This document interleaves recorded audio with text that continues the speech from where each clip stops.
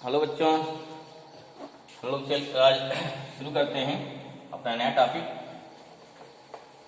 जो पिछले वीडियो में छूटा था। ठीक है, उसी के कंटिन्यूएशन में है। तो एक बार पहले वाला रिवाइज कर लीजिए, फिर उसके बाद जो है अगला टॉपिक देखिए, तो काफ़ी इसमें इंटरेस्ट आएगा। ठीक है, और पढ़ाई को कंटिन्यू करते रहिए, जिससे क्या हो, जिससे हर टॉपिक आपको क्लियर हो जाए। ठीक है ना। चलिए शुरू करते हैं। तो हमारा नेक्स्ट टॉपिक रहेगा क्या, लिखिए कंडक्टिविटी और क्या है, करंट डेंसिटी में क्या रिलेशन है ना, या डालो हेडिंग डाल लीजिए। तो क्या है रिलेशन बिटवीन, या क्या हो गया आपका रेजिस्टिविटी, टॉपिक हो गया resistivity. Resistivity in term of ठीक है electron density and in term of electron density and relaxation time।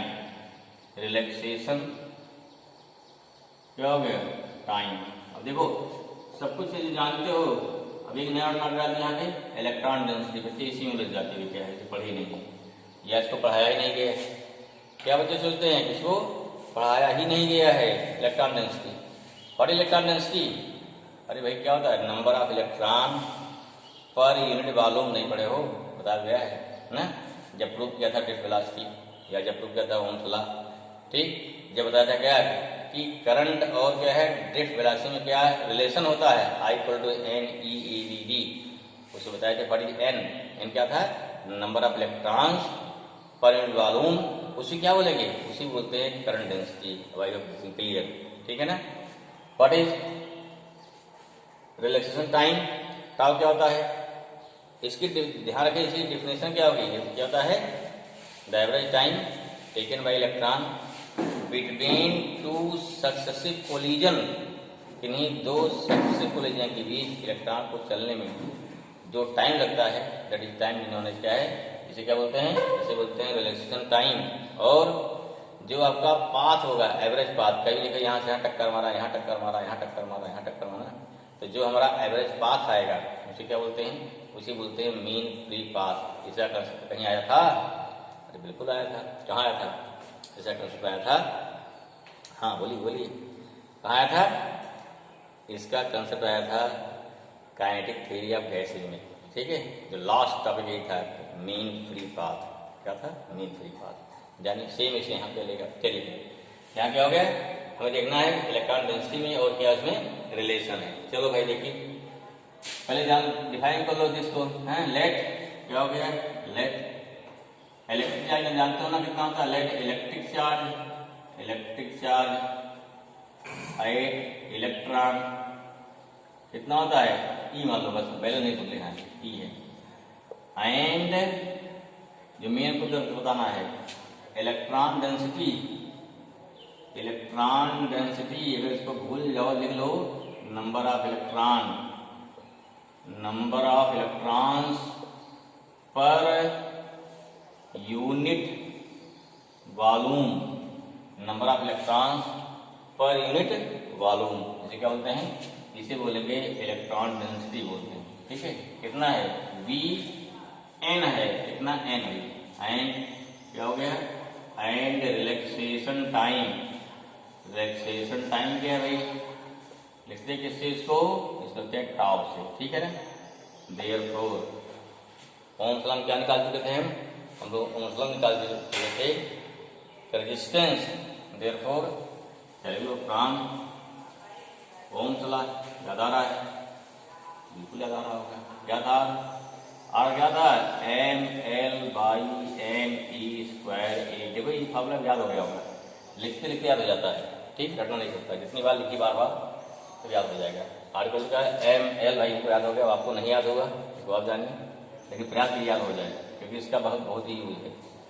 Article कितना हो गया, ml अपना कितना हो गया, n e²a × याद आया। ठीक है, इसको ऐसा लिख दो, R = m/n e² इंटू क्या हो जाएगा L/e। ठीक है, अब और निखार इसमें आ गया, फार्मूले में।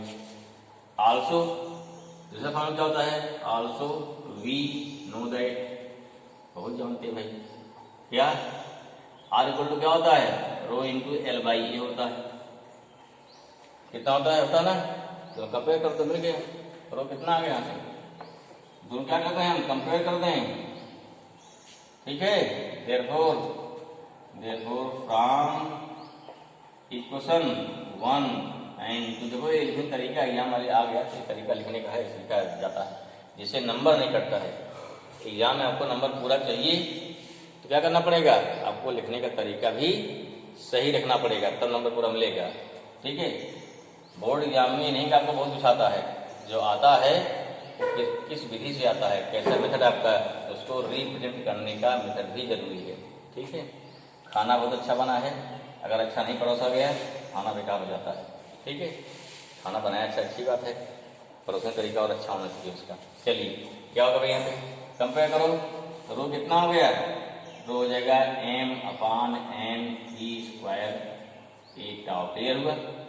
ये हो गया इसमें, ये हो गया रो में, और क्या हो गया इलेक्ट्रॉन डेंसिटी में, ये क्या हो गया हमारा, ये हो गया रिलेशन हो गया। अभी तो सिंपल क्लियर, हाँ अच्छा ये नहीं आएगा, ये नहीं इसमें आएगा, टाउ आएगा, रिलेशन हो गया, क्लियर।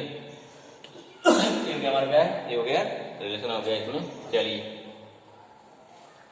आगे बढ़े, नेक्स्ट क्या है, अब यहाँ क्लियर हो गया डिपेंडेंट ऑफ, क्या हो गया पैरामीटर किस पर डिपेंड करेगा। अगली हेडिंग क्या हो गई, नेक्स्ट देखो नेक्स्ट हेडिंग, रीजनिंग क्लियर, मिटाएं इसको, चलिए मिटा रहे हैं। अब यहाँ देखो क्लियर हो गया कि आपका रो कहाँ डिपेंड कर रहा है, ओनली टेम्परेचर पर। देखो डिपेंडेंस ऑफ, डिपेंडेंस या द पैरामीटर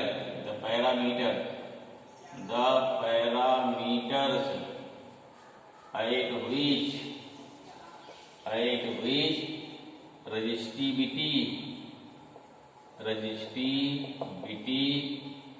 of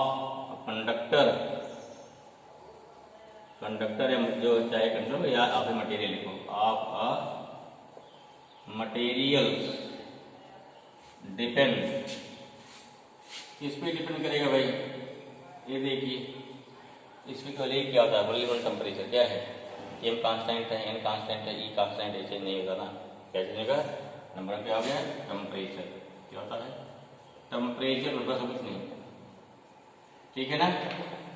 क्या हो गया, मैं क्या हो गया वैन, सिंपल देखो वैन क्या हो जाएगा, T अगर क्या टेम्परेचर इंक्रीज करेंगे देन क्या हो गया, देन हो गया आपका टाउ, क्या होगा डिक्रीज होगा, टाउ डिक्रीज हुआ, तो टाउ डिक्रीज होने से यहाँ क्या रो क्या हो गया हमारा इंक्रीज हो जाएगा, लेकिन साथ हमारा क्या देखो एन भी है, कहीं कहीं एन इफेक्टिव करता है, कहीं कहीं एन क्या होता है इफेक्टिव करता ना, इसलिए क्या हो गया नंबर 1, अगर कंडक्टर सेम जैसे आपका रेजिस्टेंस में कोई नहीं, रेजिस्टेंस ऐसे कुछ थोड़ा है, रेजिस्टेंस क्या है भाई पूरे वायर का रेजिस्टेंस होता है, फिर हैंग कर गया भाई,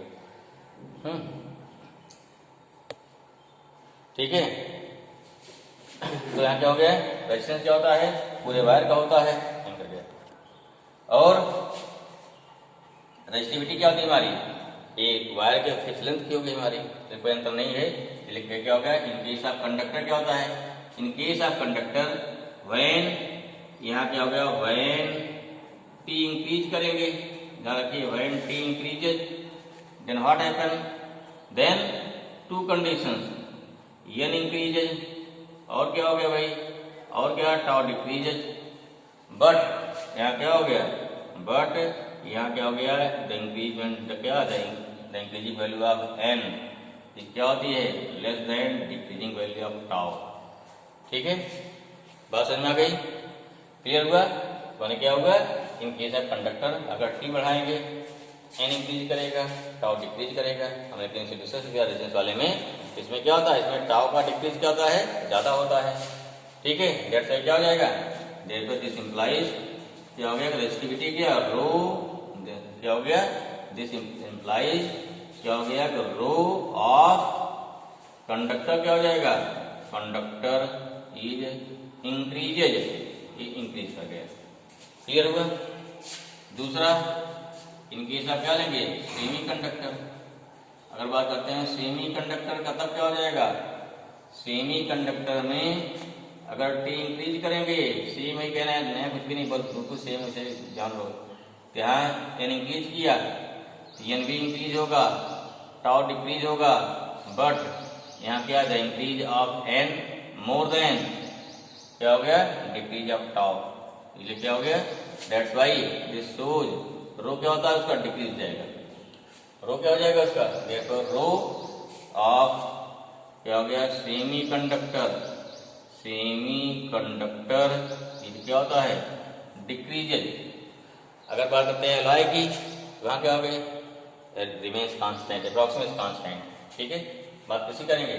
अगर बात करते हैं नंबर 3 एलॉय की, तब क्या हो जाएगा, एलॉय में क्या हो जाएगा भाई, अगर मान लीजिए टी इंक्रीज करेंगे, नो डाउट एन इंक्रीज करेगा, टाउ क्या हो गया, डिक्रीज करेगा, और इस केस में यहाँ हो गया but an increase approximate equal क्या होता है, टाउ डिक्रीज की, ठीक है। देयरफॉर क्या हो गया कि देयरफॉर क्या, therefore rho is approximate constant रहेगा, अप्रॉक्सी बिल्कुल नहीं रहेगा, थोड़ा रो बढ़ेगा, ठीक है, कांस्टेंट रेजिस्टेंस थोड़ा बढ़ जाता है इसकी, ठीक है। तो these are the different parameters at which these are different medium at which resistivity of medium is difference, okay, clear हुआ। अच्छा, फिर देखिए क्या होता है, वेरिएशन क्या आएगा इसका ग्राफ, नेक्स्ट क्या है, नेक्स्ट है वेरिएशन ऑफ रेजिस्टिविटी, और इसका ग्राफ देख लीजिए, नेक्स्ट है variation of resistivity of rho, resistivity ना, विद क्या हो गया, विद टेम्परेचर, टी मान लो टी केल्विन में है, T for different medium, for different medium, clear हुआ। अच्छा, इसमें फार्मूला होता है, चलो ठीक है, फॉर डिफरेंट मीडियम, इसमें क्लियर, इसमें फार्मूला वेरिएशन का एक फार्मूला होता है, फार्मूला तो बता चुके हम, जो फार्मूला लगे रेजिस्टेंस में टेम्परेचर के साथ जो वेरिएशन का फार्मूला है वो सारे फार्मूले इसमें भी एडाप्ट होंगे, ठीक है ना। क्या होता है, मान लीजिए पहले फार्मूला देखो, इफ T0 क्या है टेम्परेचर, क्या हो गया, T0 क्या है, ये हो गया 0 केल्विन पर क्या है, टेम्परेचर है, क्या है, टेम्परेचर, ये हो गया टेम्परेचर एट 0 केल्विन, केल्विन है भाई T0, ठीक है, क्या है, अब T माने टेम्परेचर हमारा हो गया। अब चाहे यहाँ बाम सामने हमारा डिफरेंस आता है, चाहे केल्विन रहे चाहे डिग्री सेंटीग्रेड में दोनों चलता है, ठीक है, केल्विन रहे या डिग्री सेंटीग्रेड दोनों चलेगा।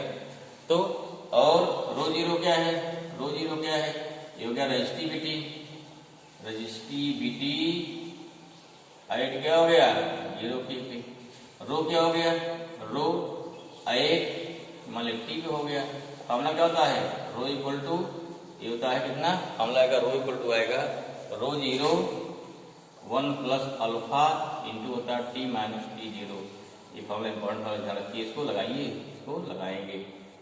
ऐसे फार्मूला क्या था, सेम क्या था, R इक्वल टू क्या था, चाहे लिखा गया R0 क्या हो गया, R0 1 प्लस अल्फा, वहां क्या था T माइनस T0 कर लीजिए, ठीक है।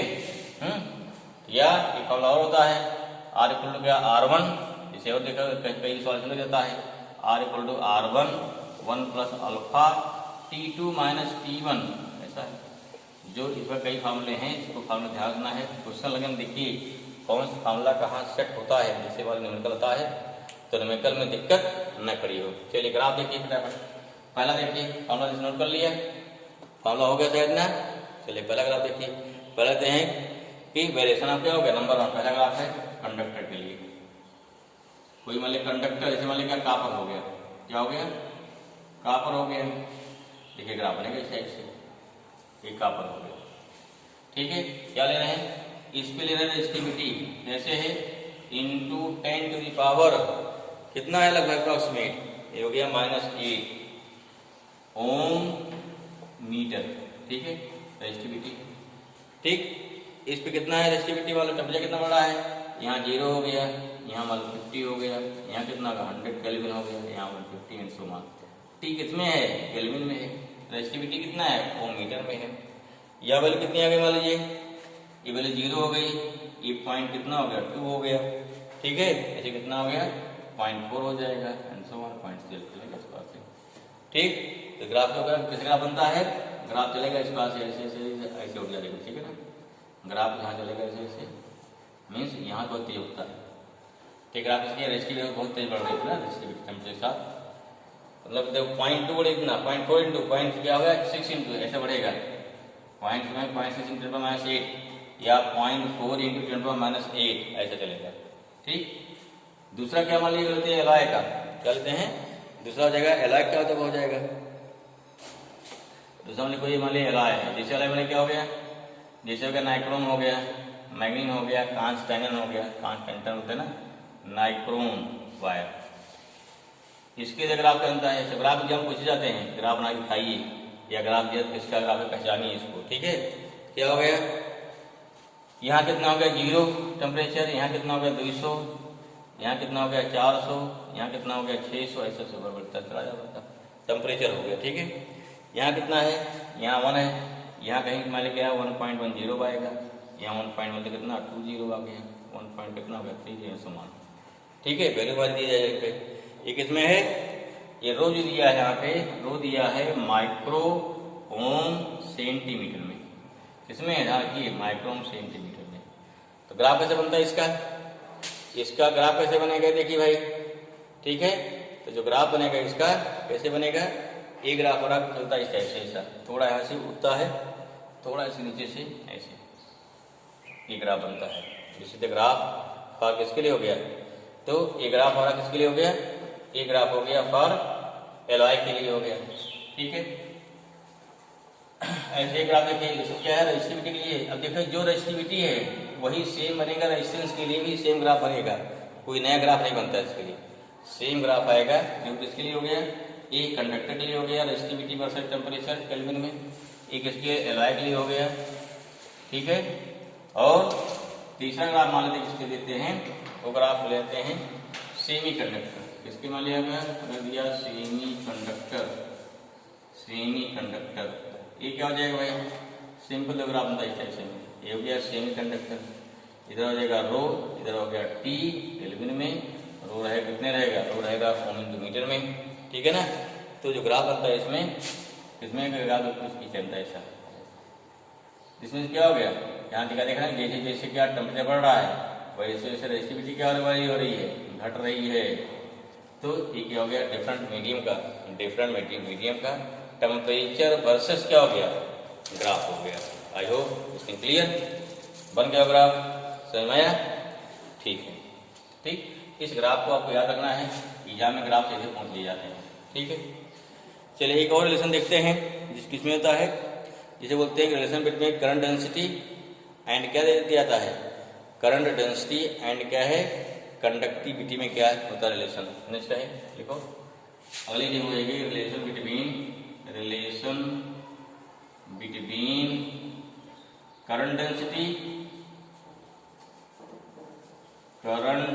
क्या हो जाता है, हाँ भाई जे, यहाँ जे है जो वेक्टर फॉर्म होता है ना, एरो लगा दिया वेक्टर है, वो आई है कि नहीं है वेक्टर, हाँ रखिए current density and conductivity, exam में कई बार पूछा गया इसलिए ध्यान रखिए, एंड क्या हो गया एंड कंडक्टिविटी, कंडक्टिविटी क्या होता है सिग्मा, हमें इसमें क्या चाहिए, इसमें चाहिए रिलेशन क्या होता है, पूछा जाता है, बहुत आसान कठिन नहीं है, इनको जानना जरूरी है, ठीक है, वही जानते हैं इसको। चलिए पहले शुरू करते हैं, कहाँ से शुरू करिए, वहां से वी डी, ये आज पहले देखिए एज लिखो, as we know that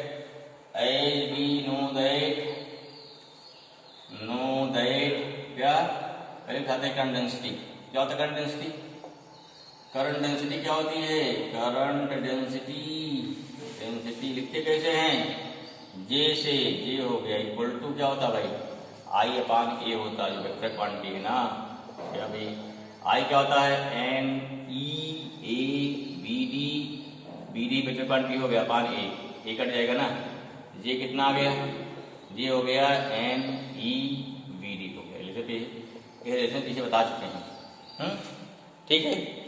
also क्या होता है आल्सो, कंडीशन आ गई हमारी। फिर क्या होता है रिलेशन बिटवीन या रिलेशन फ्रॉम, क्या also from relation of drift velocity. क्या होता है ड्रिफ्ट वेलोसिटी पढ़ चुके हैं। वीडी, वीडी कितना होता है, वीडी होता है ई कैपिटल ई अपान एम, याद आया, इंटू टाउ, है ना, याद आया। ठीक भाई, अब क्या करना है, इस वैल्यू का डाल दीजिए।